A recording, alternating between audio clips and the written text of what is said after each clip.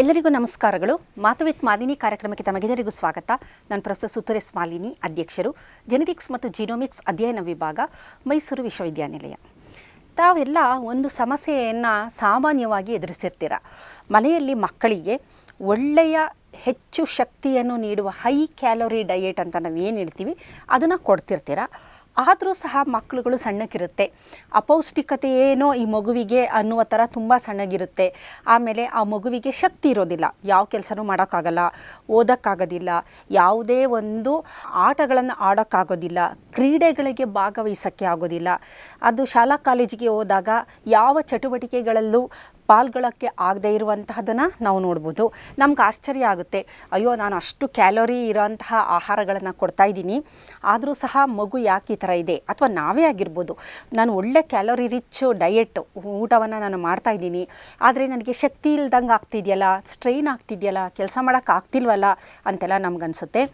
ಆದರೆ ಇಲ್ಲಿ ಬಹಳ ಮುಖ್ಯವಾಗಿ ನಾವು ನೋಡಬೇಕಾಗಿರುವಂತಹ ಸಂಗತಿ ಏನಂತಂದರೆ, ನಾವು ಎಷ್ಟು ಕ್ಯಾಲೋರಿಗಳನ್ನು ತಗೊಂತೀವಿ ಒಂದು ಆಹಾರದಲ್ಲಿ, ಕ್ಯಾಲೋರೀಸ್ ಅಂದರೆ ಒಂದು ಆಹಾರದಲ್ಲಿರುವ ಶಕ್ತಿ, ಅದನ್ನು ನಾವು ತೆಗೆದುಕೊಂಡಾಗ ದೇಹಕ್ಕೆ ಅದು ಹೋದಾಗ ಅದರಲ್ಲಿ ಎಷ್ಟು ಪ್ರಮಾಣ ATP ಅಡಿನೋಸಿನ್ ಟ್ರೈಫಾಸ್ಫೇಟ್ ಆಗಿ ಪರಿವರ್ತನೆ ಹೊಂದುತ್ತೆ ಅನ್ನೋದು ಬಹಳ ಮುಖ್ಯ.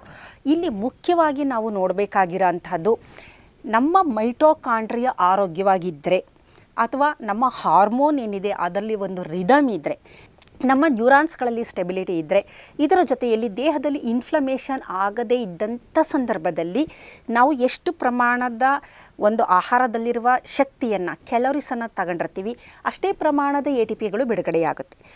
ಯಾವಾಗ ನಮ್ಮಲ್ಲಿ ಇಷ್ಟೆಲ್ಲ ನಾನು ಹೇಳಿದ ಬೇರೆ ಬೇರೆ ವಿಚಾರಗಳಲ್ಲಿ ತೊಂದರೆಗಳಿರುತ್ತೆ, ಅಂತಹ ಸಂದರ್ಭದಲ್ಲಿ ನಾವು ಎಷ್ಟೇ ಕ್ಯಾಲೋರಿಯ ಆಹಾರವನ್ನು ತೆಗೆದುಕೊಂಡ್ರೂ ಅದರಿಂದ ಬಿಡುಗಡೆಯಾಗುವ ಅಡಿನೋಸಿನ್ ಟ್ರೈಫಾಸ್ಫೇಟ್ ಅಥವಾ ATPಗಳು ಅಂತ ನಾವೇನು ಹೇಳ್ತೀವಿ, ಆ ATPಗಳ ಸಂಖ್ಯೆ ತುಂಬ ಕಮ್ಮಿ ಇರೋದ್ರಿಂದ ನಮಗೆ ದೇಹದಲ್ಲಿ ಶಕ್ತಿ ಇರೋಲ್ಲ, ಹೊರಗಡೆಯಿಂದ ಸೇವಿಸೋದು ಹೆಚ್ಚಿರುತ್ತೆ, ಆದರೆ ಅದು ಸರಿಯಾದ ರೀತಿಯಲ್ಲಿ ಕನ್ವರ್ಟ್ ಆಗ್ತಾ ಇಲ್ಲ, ಪೋಲ್ ಆಗ್ತಾ ಇದೆ, ಎಲ್ಲೋ ಒಂದು ಕಡೆ ಡ್ರೈನ್ ಔಟ್ ಆಗ್ತಾ ಇದೆ. ಹಾಗಾಗಿ ನಮಗೆ ಶಕ್ತಿಯ ಕೊರತೆ ಉಂಟಾಗಿ ನಮಗೆ ತುಂಬ ಆಯಾಸ ಆಗ್ತಿರುತ್ತೆ, ಲವಲವಿಕೆ ಇರೋದಿಲ್ಲ, ನಿರಾಸಕ್ತಿ, ಆಲಸ್ಯ ಇದೆಲ್ಲ ಉಂಟಾಗುತ್ತೆ. ಹಾಗಾದರೆ ಯಾವ ಯಾವ ಕ್ರಿಯೆಗಳು ದೇಹದಲ್ಲಿ ನಡೆದಾಗ ನಮ್ಮ ಶಕ್ತಿ ಪೋಲಾಗುತ್ತೆ ಅಂತ ನಾವು ನೋಡೋಣ. ಮೊದಲನೇದಾಗಿ ನಾವೆಲ್ಲ ಜಂಕ್ ಆಹಾರದ ಬಗ್ಗೆ ಬಹಳ ಯಾವಾಗಲೂ ಮಾತಾಡ್ತೀವಿ. ಪ್ರೋಸೆಸ್ಡ್ ಫುಡ್ಗಳು ಅಂದರೆ ತುಂಬ ರಾಸಾಯನಿಕಗಳನ್ನು ಬಳಕೆ ಮಾಡಿ ತಯಾರು ಮಾಡಿದಂತಹ ತಿಂಡಿ ತಿನಿಸುಗಳಾಗ್ಬೋದು, ದಿನಸಿಗಳಾಗ್ಬೋದು. ಉದಾಹರಣೆಗೆ ಹೇಳ್ಬೇಕಂದ್ರೆ ಮೈದಾ ಆಗಿರ್ಬೋದು, ಅದು ಹೈಲಿ ಪ್ರೋಸೆಸ್ಡ್ ಅಂತ ನಾವು ಹೇಳ್ತೀವಿ. ಸಕ್ಕರೆ ಆಗ್ಬೋದು, ಉಪ್ಪಾಗಿರ್ಬೋದು, ರಿಫೈನ್ಡ್ ಆಯಿಲ್ಗಳಾಗಿರಬಹುದು. ಇಂಥದನ್ನು ಯಾರು ಹೆಚ್ಚು ಹೆಚ್ಚು ಬಳಕೆ ಮಾಡ್ತಾರೆ ಅಂಥವರ ಮೈಟೋಕಾಂಡ್ರಿಯಾ, ನಮ್ಮ ದೇಹದ ಒಳಗಡೆ ಜೀವಕೋಶಗಳಿದೆಯಲ್ಲ, ಜೀವಕೋಶದ ಒಳಗಡೆ ಮೈಟೋಕಾಂಡ್ರಿಯಾ ಅಂತ ಒಂದು ಶಕ್ತಿಯನ್ನು ಉತ್ಪಾದನೆ ಮಾಡುವಂತಹ ಒಂದು ಸೆಲ್ ಆರ್ಗನ್ನಲ್ಲಿದೆ. ಅದರ ಮುಖ್ಯ ಕೆಲಸ ಏನು ಅಂತಂದರೆ ಶಕ್ತಿಯನ್ನು ಬಿಡುಗಡೆ ಮಾಡೋದು. ದೇಹದಲ್ಲಿ ನಡೆಯುವ ಪ್ರತಿಯೊಂದು ರಾಸಾಯನಿಕ ಕ್ರಿಯೆಗಳಿಗೂ ಶಕ್ತಿಯನ್ನು ಬಿಡುಗಡೆ ಮಾಡುವ ಕೆಲಸವನ್ನು ಈ ಮೈಟೋಕಾಂಡ್ರಿಯಾ ಮಾಡುತ್ತೆ. ಇಲ್ಲೇನಾಗುತ್ತೆ, ಅಲ್ಲಿ ಒಂದು ಕ್ರಿಯೆ ನಡೆಯುತ್ತೆ, ಎಲೆಕ್ಟ್ರಾನ್ ಟ್ರಾನ್ಸ್ಪೋರ್ಟ್ ಚೈನ್ ಅಂತ ನಡೆಯುತ್ತೆ. ಆ ಎಲೆಕ್ಟ್ರಾನ್ ಟ್ರಾನ್ಸ್ಪೋರ್ಟ್ ಚೈನು ಕಡಿಮೆ ಆಗ್ತಾ ಬರುತ್ತೆ ಮತ್ತು ಮೈಟೋಕಾಂಡ್ರಿಯಾದಲ್ಲಿ ವಿಷಗಳು ಬಿಡುಗಡೆಯಾಗೋಕ್ಕೆ ಆರಂಭ ಆಗುತ್ತೆ. ಅದನ್ನು ರಿಯಾಕ್ಟಿವ್ ಆಕ್ಸಿಜನ್ ಸ್ಪೀಷೀಸ್ ಅಂತ ಕರಿತೀವಿ. ಯಾವಾಗ ರಿಯಾಕ್ಟಿವ್ ಆಕ್ಸಿಜನ್ ಸ್ಪೀಷೀಸ್ ಸಂಖ್ಯೆ ಜಾಸ್ತಿ ಆಗುತ್ತೆ, ಶಕ್ತಿಯ ಒಂದು ಉತ್ಪಾದನೆ ಕಡಿಮೆ ಆಗ್ತಾ ಬರುತ್ತೆ. ಜೊತೆಯಲ್ಲಿ ATP ಅಡಿನೋಸಿನ್ ಟ್ರೈಫಾಸ್ಫೇಟ್ ಅನ್ನೋದು ಫೈನಲ್ ಆಗಿ ಶಕ್ತಿಯ ಒಂದು ಆಕರ, ಅದು ಬಿಡುಗಡೆಯಾಗುವುದು ಕಡಿಮೆ ಆಗುತ್ತೆ. ಹಾಗಾಗಿ ಮೈಟೋಕಾಂಡ್ರಿಯಾದ ಆರೋಗ್ಯ ಇದೆಯಲ್ಲ ಬಹಳ ಮುಖ್ಯವಾದದ್ದು. PGC1 ಆಲ್ಫಾ ಅಂತ ಒಂದು ಜೀನ್ ಇದೆ, ಅದು ಸರಿಯಾಗಿ ಕೆಲಸ ಮಾಡಿದಾಗ ಮಾತ್ರ ಮೈಟೋಕಾಂಡ್ರಿಯಾ ತುಂಬ ಚೆನ್ನಾಗಿರುತ್ತೆ.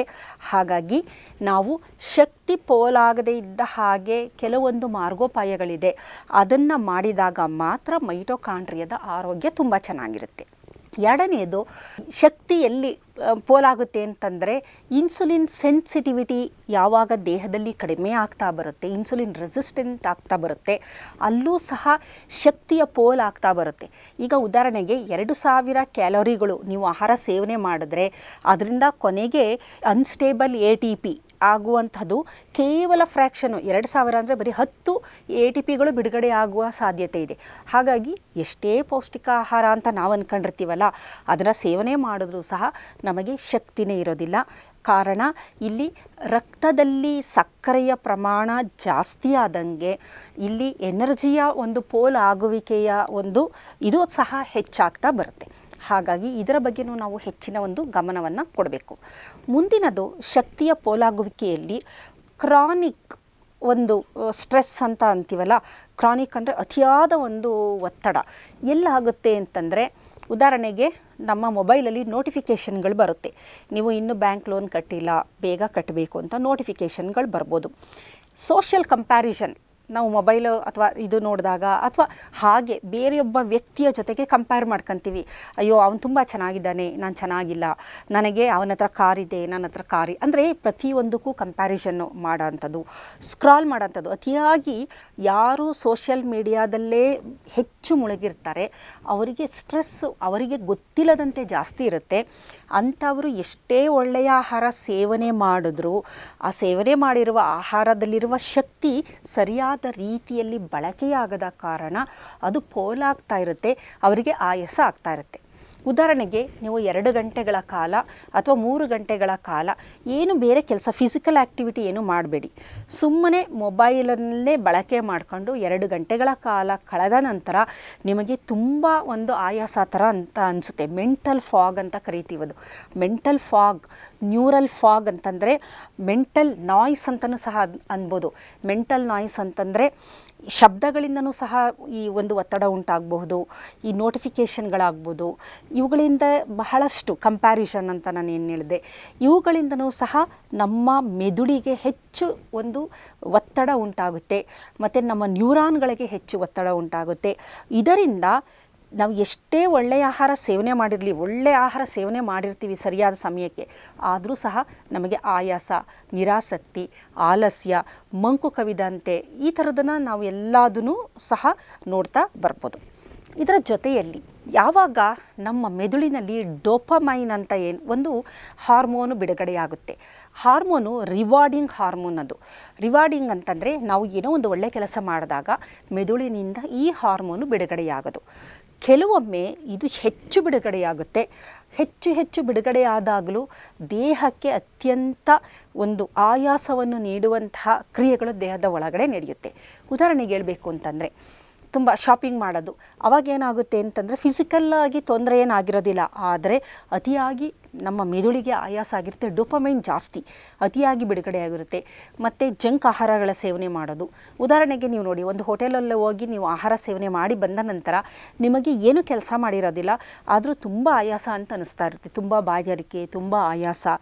ಮತ್ತು ಮದುವೆ ಮನೆಗಳು, ಸಮಾರಂಭಗಳು ಇಲ್ಲೋಗಿ ಊಟ ಮಾಡಿ ಬಂದಾಗ ನಿಮಗೆ ತುಂಬ ಆಯಾಸ ಆಗ್ತಿರುತ್ತೆ. ಕಾರಣ ಅಲ್ಲಿ ಬಳಸುವ ಆಹಾರ ಪದಾರ್ಥಗಳು ಹೈ ಕ್ಯಾಲರಿ ಇರುತ್ತೆ. ಆ ಎಣ್ಣೆಗಳಾಗಿರ್ಬೋದು, ತುಪ್ಪಗಳಾಗಿರ್ಬೋದು, ಹೈ ಕ್ಯಾಲರಿ ಡಯೆಟ್ ನೀವು ತಗೊಂಡಿರ್ತೀರ. ಎಲ್ಲೋ ಒಂದು ಕಡೆ ಎನರ್ಜಿ ಆಗಬೇಕಾಗಿರೋದು ಪೋಲಾಗ್ತಾ ಇದೆ. ಹಾಗಾಗಿ ನಿಮಗೆ ಅತಿಯಾದ ಆಯಾಸಗಳು ಉಂಟಾಗುತ್ತೆ. ಏಕೆಂದರೆ ಡೋಪಮೈನು ಅತಿಯಾಗಿ ಜಾಸ್ತಿ ಬಿಡುಗಡೆಯಾಗೋದ್ರಿಂದ ಇದು ನಮ್ಮ ಮೆದುಳಿಗೆ ಎಲ್ಲೋ ಒಂದು ರೀತಿಯ ತೊಂದರೆಯನ್ನು ನೀಡ್ತಾ ಇದೆ ಅಂತ ಹೇಳ್ಬೋದು.